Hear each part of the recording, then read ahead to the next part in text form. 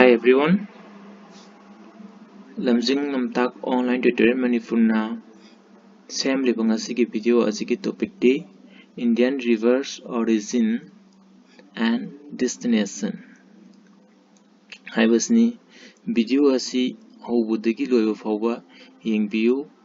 maru oina SSC, CGL, CPO, Delhi Police, IB, DRDO, Bank PO, UPSC exam gi preparation tawriba singna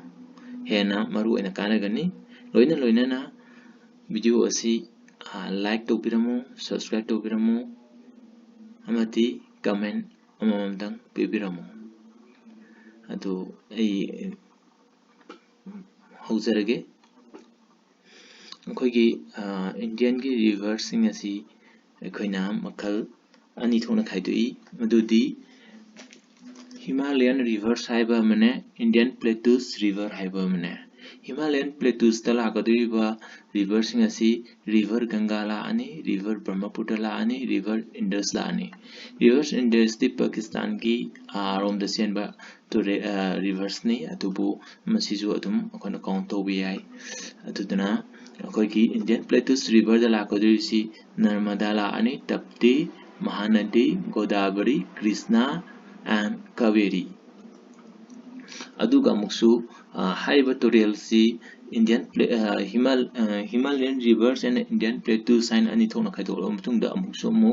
टोरियल सिंग असि मखल अनि थोना मु खाइदोक पय मदुदी Arabian सी दा ताबा reverse हाइबा मने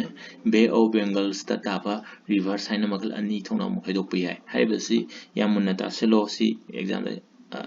लापनि mark अमा नीति सोदना कंपलसरी अदुम लापनि हाइरिबा इन पनकि एग्जाम सिंग अदुदा अदुदी करी नो अरबियन सिदा ताबा टोरियल सिंग दि रिवर सिंग दि करी नो हाबदा सिकि नर्मदा लेरे सि नर्मदा सि अरबियन सिदा ताबनि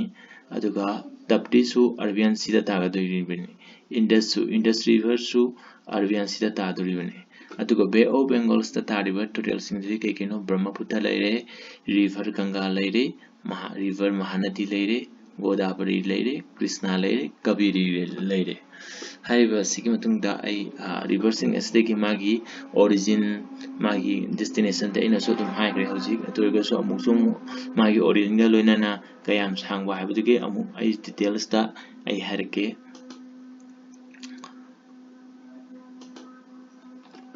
मदुदी अखोगी रिवर्स इंडस रिवर हाइबसी मागी असंगवा सी किलोमीटर सिदगी निको मागी टिबेटन प्लेटूस तगी हौरकपसिना मागी सिदगी हौरकपसिना सिगी पाकिस्तान की सिदा लाए जैन के हौरगा लापसिना सिगी अरबियन सिदा तारे को सिबो की असंग किलोमीटर 3180 किलोमीटर्स ने अदुगा हाइबा इंडस्ट्रीज दा माना मर्ज तौरइबा टोरियल सिंग दुदी करी नो हाइबदा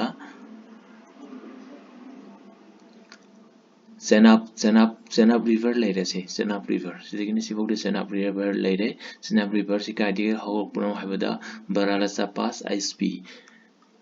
हिमाचल प्रदेश तगी बरालासा पास तगी हौरकपनि अदुगा मागे असंगना किलोमीटर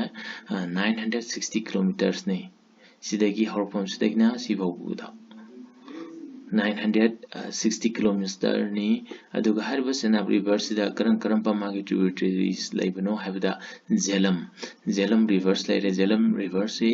बेरिनाक कश्मीर की बेरिनाक तगे हरपनी अदुगा मागे असंगना 725 किलोमीटर्स नि अदुगा झेलम रिवर सिला आकान सिदा सेनाब रिवर से मर्ज तौरे अदुदगी अमुक रवि रिवर लेबसना चंपा डिस्ट्रिक्ट एसपी हिमाचल के चंपा डिस्ट्रिक्ट की हो रही मां के असंगना 720 किलोमीटर्स ने अदुदुगा अमुक सी रवि रिवर लापसने से जाउं सेनाब रिवर से मर्ज तौसलेबने अदुगी मतुंग दा अमुक सरलस रिवर सी Rakshas the lake western part of the सीना western parts of China Tibet sidagi horokpani ko adu magi kilometer asangwana kilometer 1500 kilometers ni adu western part of China se Mansarovar kan leiba Kailas kan leiba sigi jaga sidagi horokpani ko khogi Brahmaputra Tural Society ni horok to isi ko adu ki sigi tural sidagi horokpani adu ga si pulak punsela kan sigi Indus River and khangnai adu magje kadai da tai habda Arabian Sea da ni ko pundoi se Arabian Sea da ta tuini adu next tural leire aina si Arabian Sea da ta wagataba tural kai du kini aina han ta ibse next Narmada si exam da dum hangmani Indus River Arabian Sea da tare Narmada Arabian Sea da tare tapti su Arabian Sea da ta tuini adu atai le mauri remaining rivers sing asna Bay of Bengal da ta tuini ko adu kina umu Bay of Bengal da ta du ke tongana next da harake tapti rivers leire si tapti kisna origin de Satpura Range Bitul district MP Madhya Pradesh tagi adu magi taribasna Gulf of Khambat Gujarat ki mafam da ta doini adu ki Gujarat ki magi asam se kilometer tapti ki asam se 70 to 24 kilometers ne ba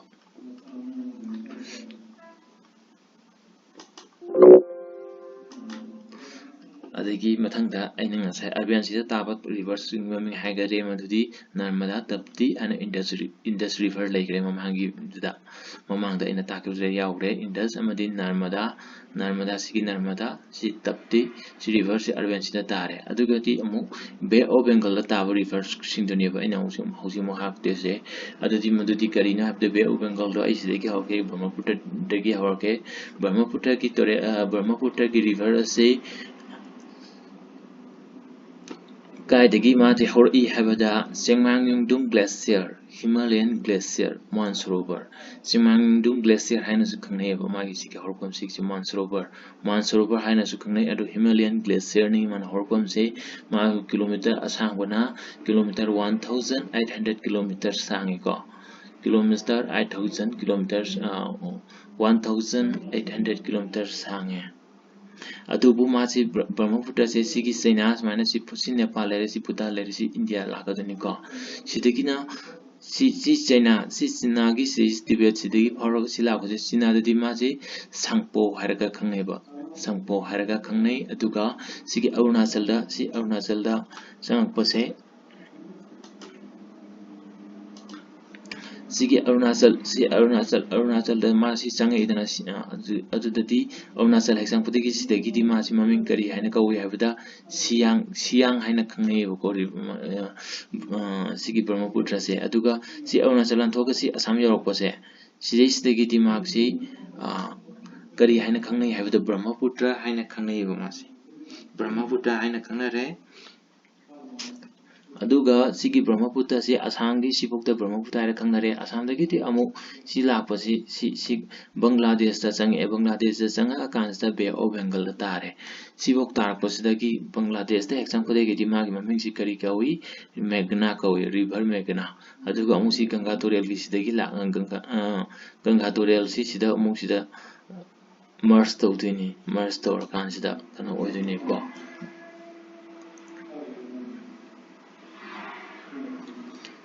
Ganga Tural se sigi West Bengal ki sibuk lakpa si Ganga hairani West Bengal sidagi Andhra Pradesh sima kari hairani habda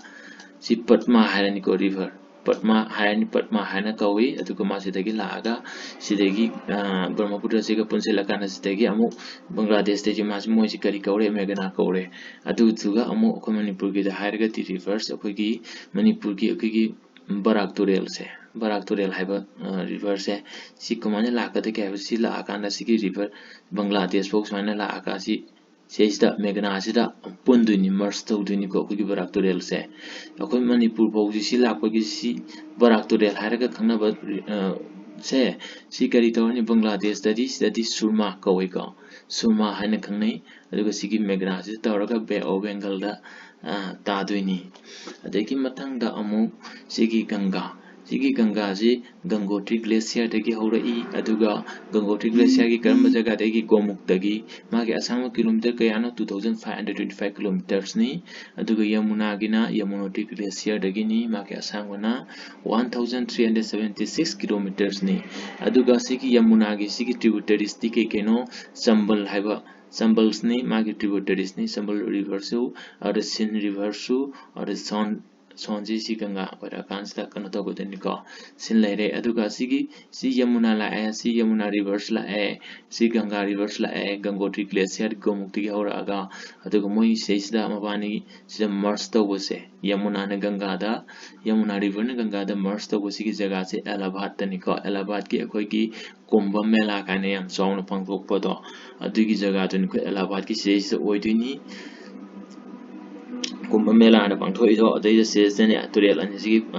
Yamuna Ganga Punsin Bumse, Yamuna Ganga, the Marsto Wumse, Aduka Sila Akanda, Sidegi on Son Rivers, is almost the Marsto Silani, Siganga Hadna, Sila Ani, La Akansida, Sidegidi Amo, Sikari Taure, Si West Bengal Gisidegidi Amo, Bangladesh and give the Patma Haraga, Burma Puta, the Marsto Orga Megana Kaure, Aduka Sideki, Son CTC Hivers, C Hivesna, Kamaita, we have the sea. Si hai ki busna sisna kari kawi have the Hugli have the Hugli West Bengal gizat Hugli in have the atu si oil duni si Hugli have the oil kans da amo West Bengal gisdegi amalakini river Damodar si is the Hugli is the punduni atuga Bay of Bengal ta duni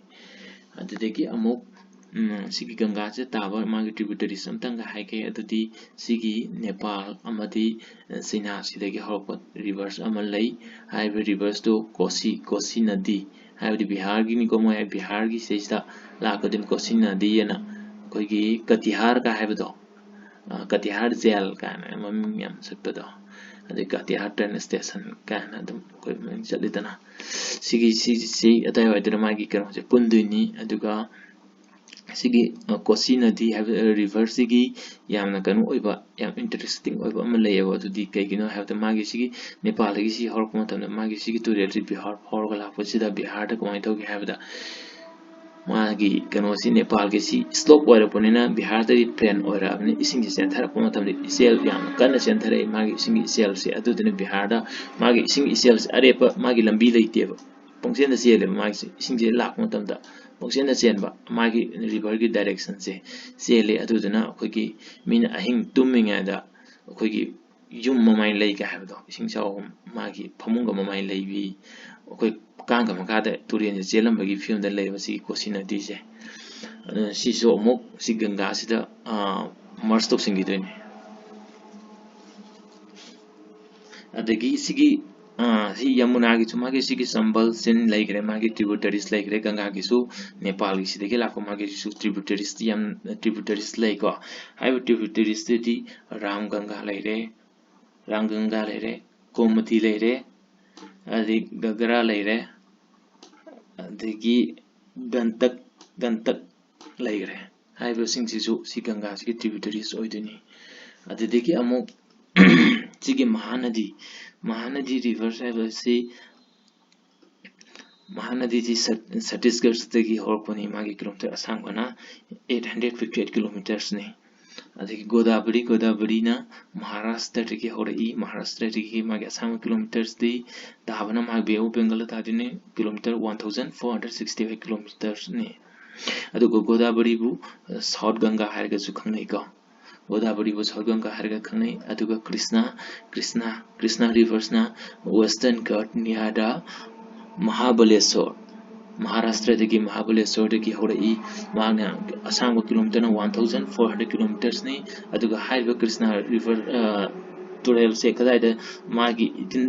ita from no habita Bay of Bengal da Atuga Kaveri next Kaveri have a see Atopa Maming Kari Haragas Kang South Indian Ganga Haragas Kanaka Adumasi Kukzilla Karnataka Kukzilla Tegi Haurei Adukamagi Asangba na kilometer 765 kilometers ne Kaverigi Adriga says that Amagang Hage Akoki Sigi Ganga Hariba Ganga River se Indian National Rivers Niko Ganga se Indian National Rivers Karino have the Gangani Aduga Pakistan National River na Indus River se Pakistan National River ne aduga si South India laikre South India gi moina suman hai South India gi South Ganga na thol Godavari bu South Ganga na thole boko adu karigino habada masi South India gi oina khwaidagi sangba rivers ni aduna mabu South Ganga haraga khangnei aduga second subada Krishna ni third subada Narmada ni South India gi oina aduna Godavari bu South Ganga haraga khangnei Kaveri bu South Indian Ganga si khangong jilu ko Godavari na South Ganga Godavari South Ganga Kaveri bu South Indian Ganga haraga khangnei ko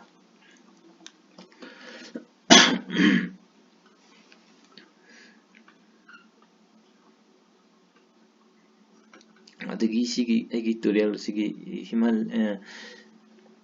Himalayan rivers ki sigi magi origin oiba Brahmaputra kai horokon sigi ai kitang haige man sarovar ki Kailas ka haiba matang sida yamna interesting oiba ai kitang haise ki adadi ki man sarovar Kailas haijo si Kailas haibis ni ko si akoigi yatrik mayam ama lai kuramba sahi khuding yamna chatle si Saina gi lamda leibani ko sinaram site leibani si Indian site leite haribasi sisdani lai kuramba yam sanari sigi sisna Mansarovar lake habase sisda akoigi lai kuramba sanari ba mayam tritha mayam lai kuramba sanari mayam ni sigi kano sida lake daga iruja maitha jadana tawi sisdani lai kuram nari base